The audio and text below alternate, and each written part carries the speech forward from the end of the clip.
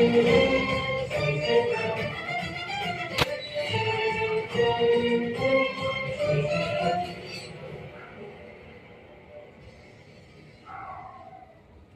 ఎక్కడ ఏ మూల ఒక చిన్న గొడవ కూడా జరగకూడదు. అన్ని చోట్ల పెట్రోల్ వెహికల్స్ పెట్టండి.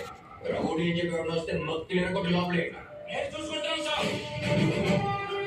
నన్ను పట్టుకుని ఒక్క గంట లోపల కాదు బయటికి వెళ్ళదు sir. I have on duty sir.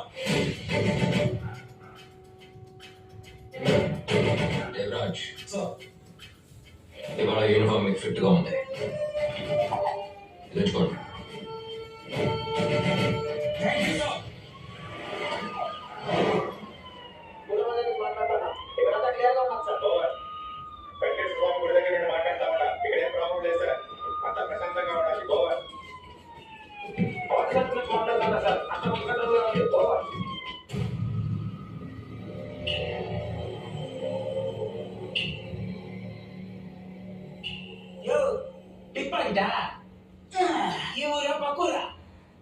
ఆడొక నేల పట్టింది.